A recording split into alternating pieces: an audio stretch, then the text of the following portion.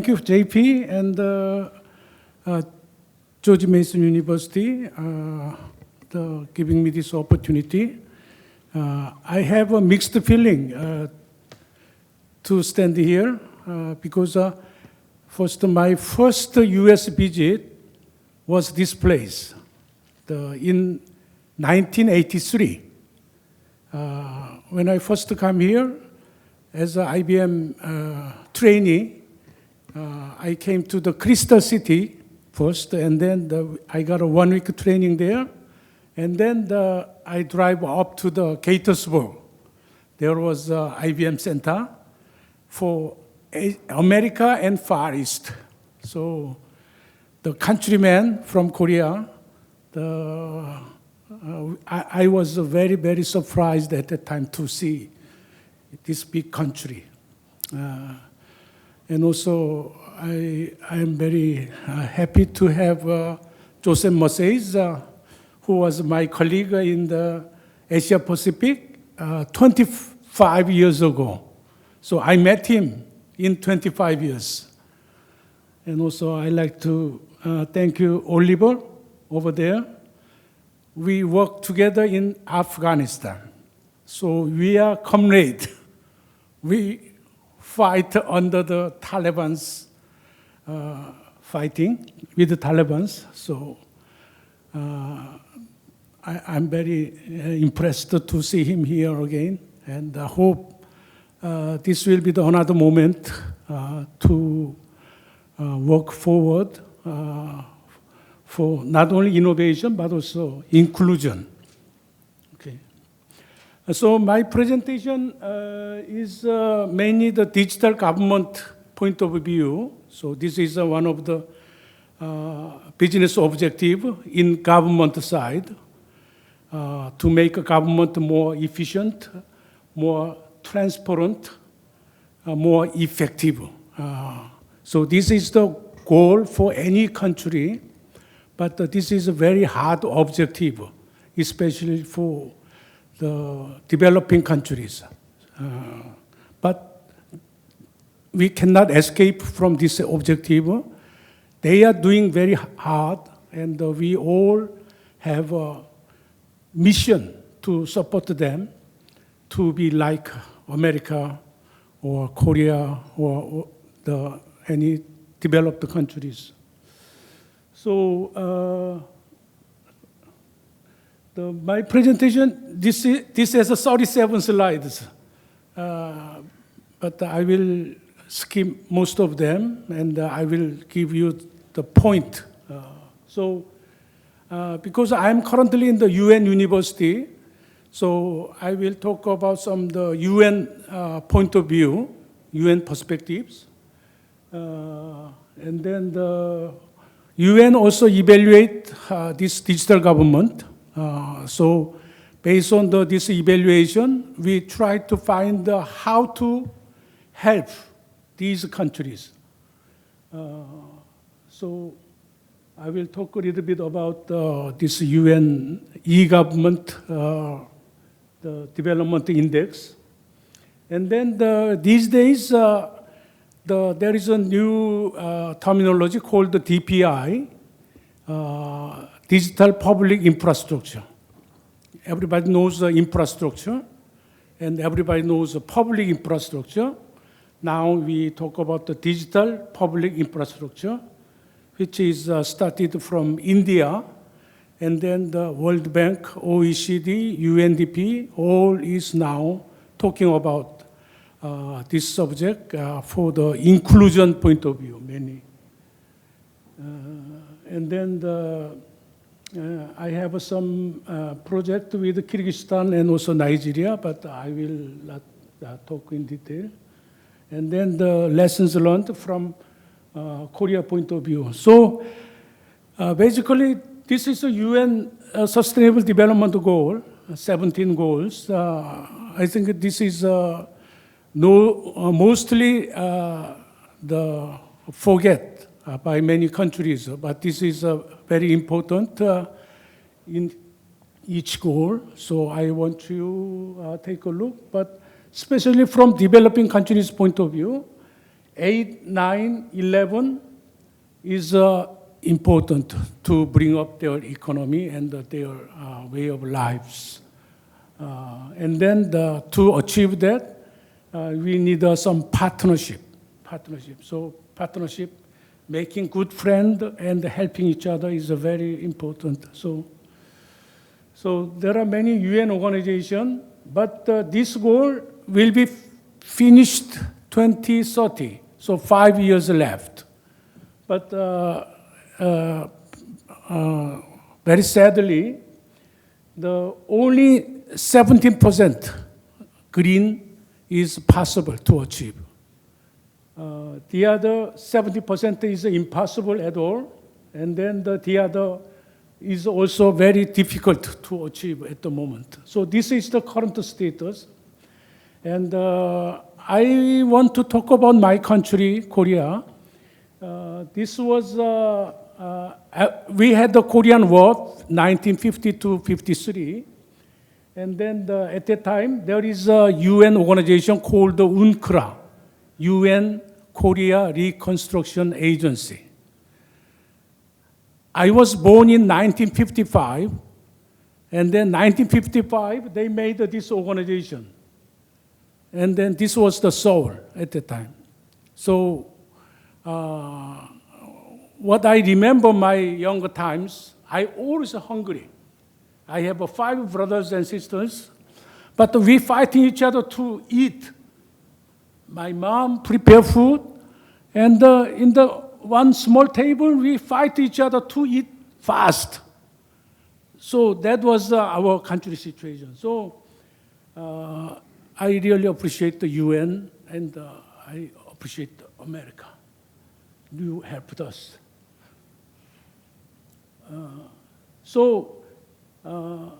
After this was the most successful UN organization, UNCRA. It lasted only 10 years. After that, we start to build up ourselves. So we call it the 새마을 운동, means a new village movement. And the core value of this movement is self-help, diligence, and cooperation.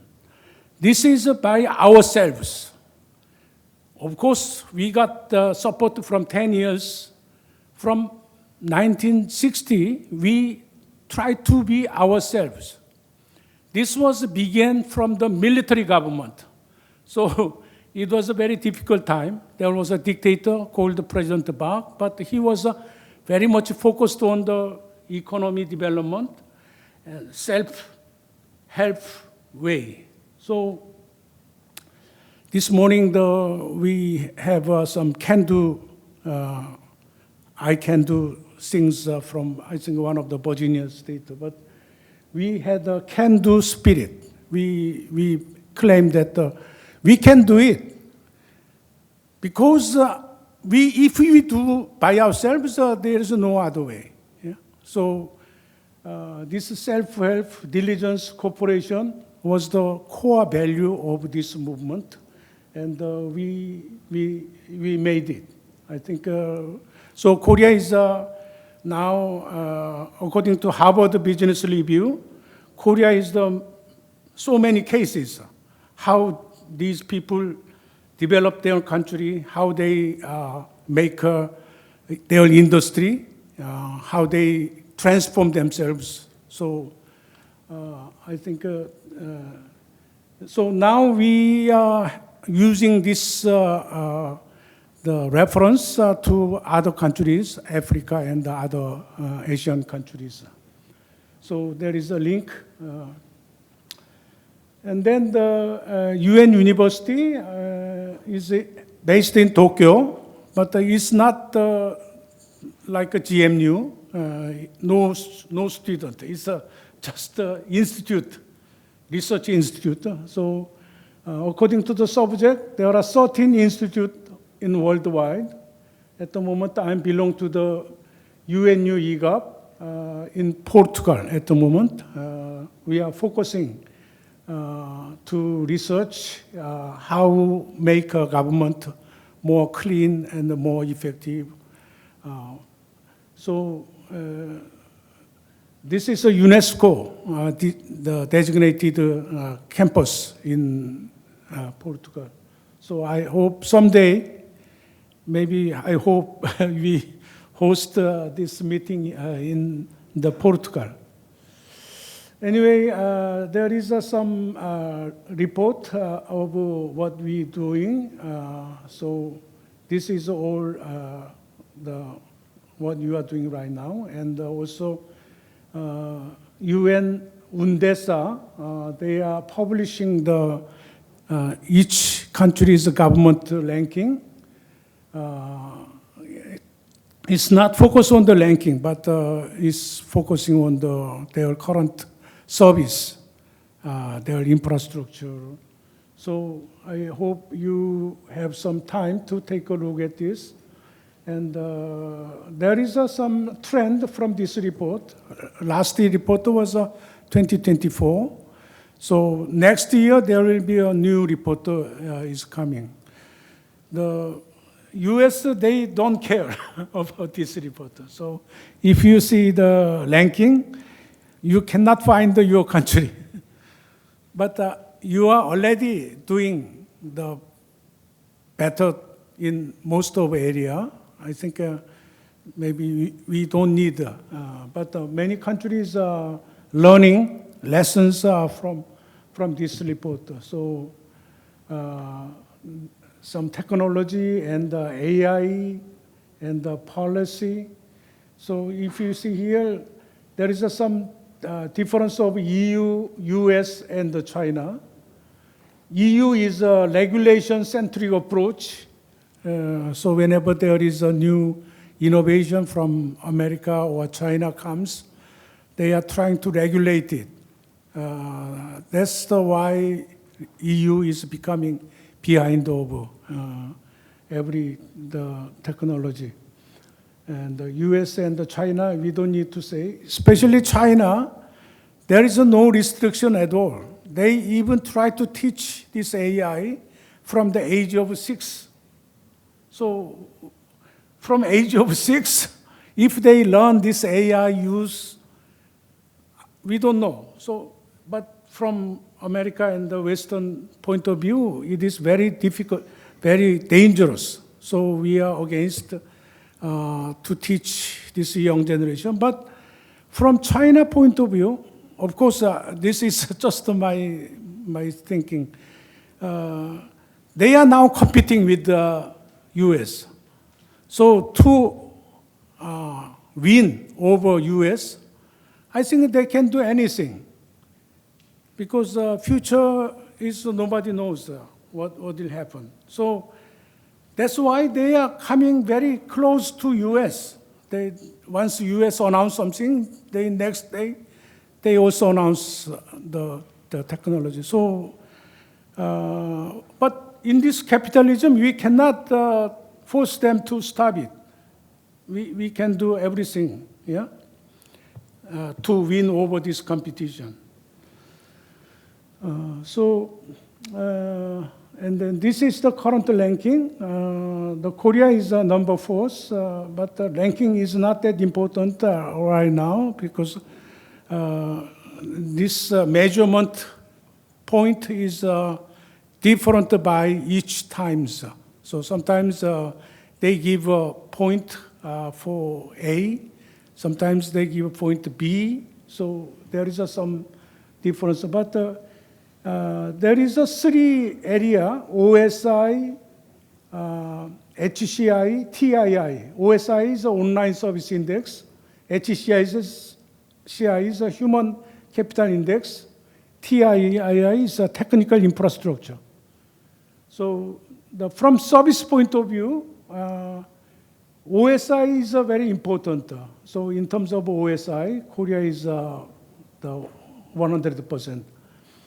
And the HCI is by UNESCO. It's literacy. And technical infrastructure is telecommunications things. So anyway, we need to use this to learn some lessons and to make some corrective actions of what we have done in terms of a policy, in terms of a legal framework, in terms of technology, things. Also, they published some model framework so that they can follow. And then this is the DPI, Digital Public Infrastructure. This one is published by the OECD. So now most of the countries are trying to follow this DPI. So this one is basically same as any technology. We're trying to make some kind of standard to follow.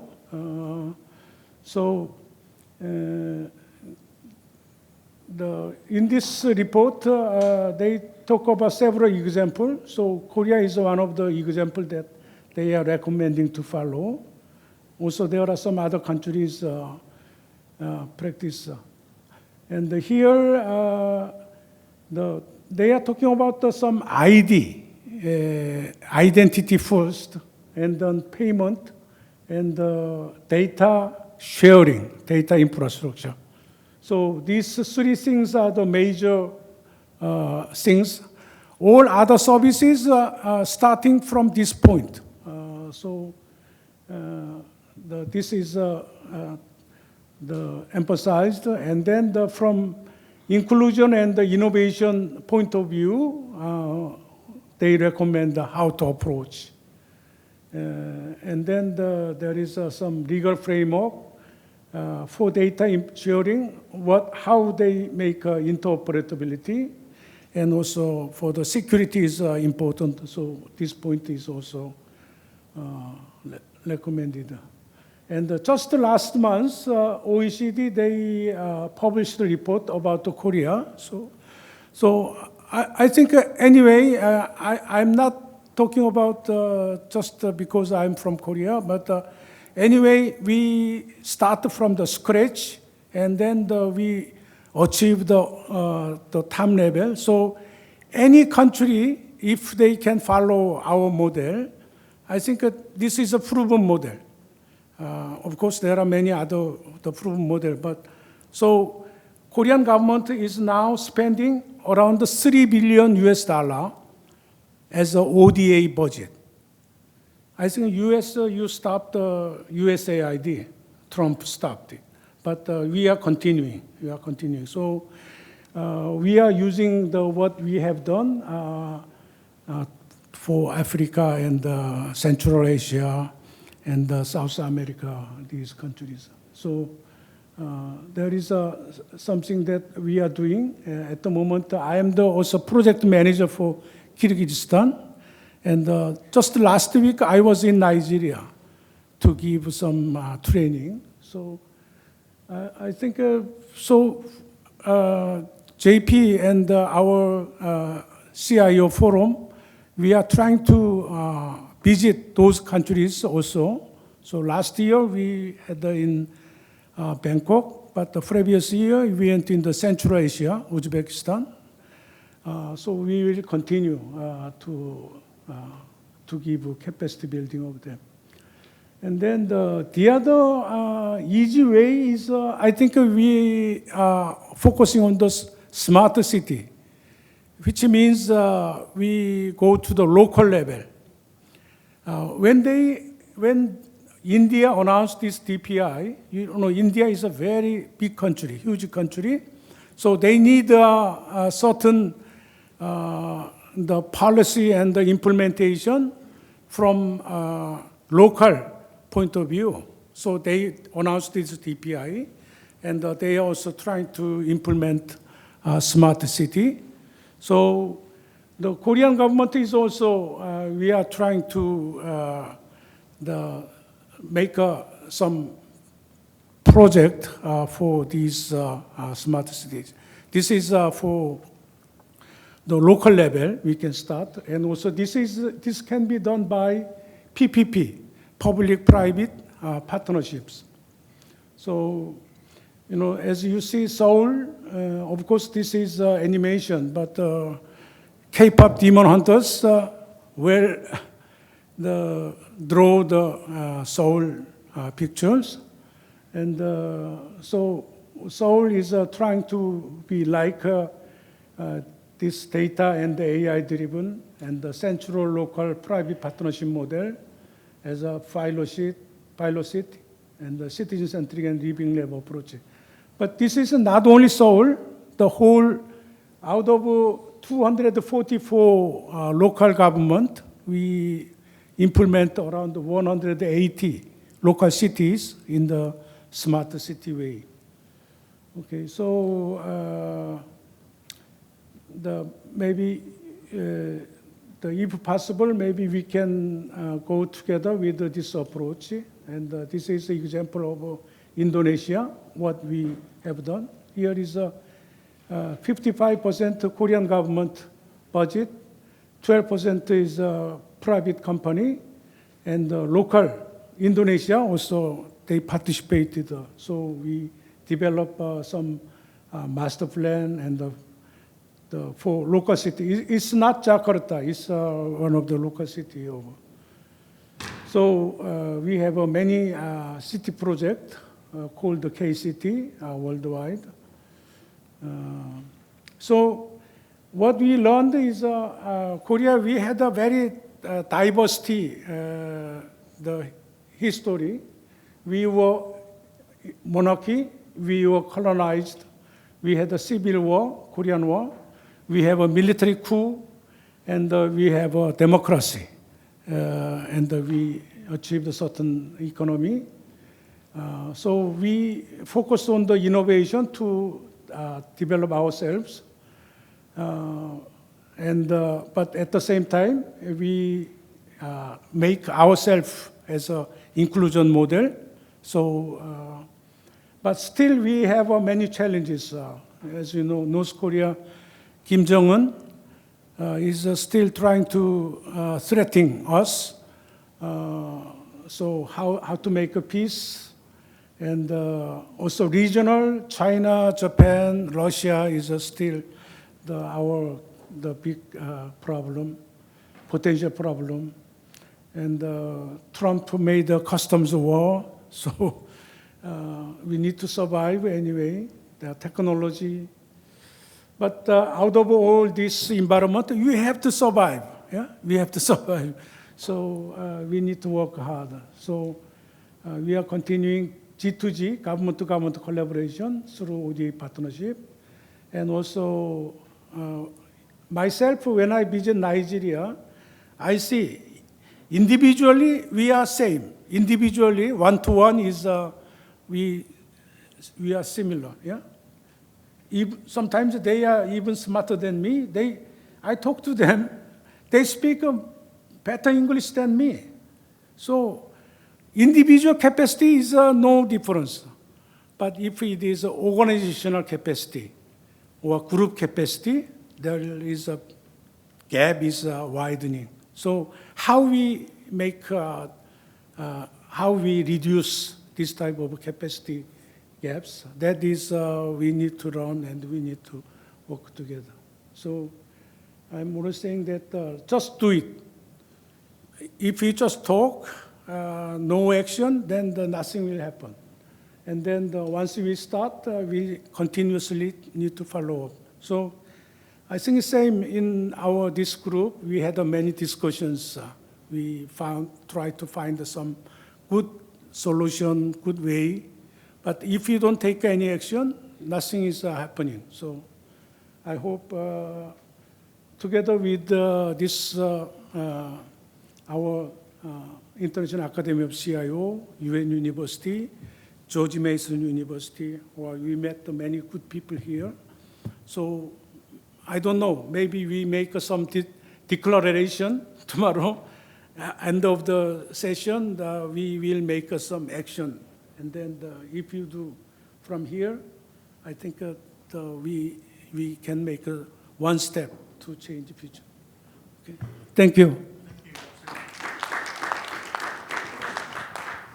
One question for YoungSik, comment? But one question, YoungSik, which, Yeah, okay. so when you work with, when Korea works with different countries, or UN University with your work, how do you go about, or how much do you tailor everything for local and national context? How much? Or how do you tailor your approach for the local and national context? Like, how is what you do different in Afghanistan or Nigeria or Kyrgyzstan? Yeah. I think this is my personal opinion. Still, the most difficult thing is leadership. Those countries, if the leader has a real ambition to change his country, I think that is very possible. But they are saying that, but the actual implementation is not happening.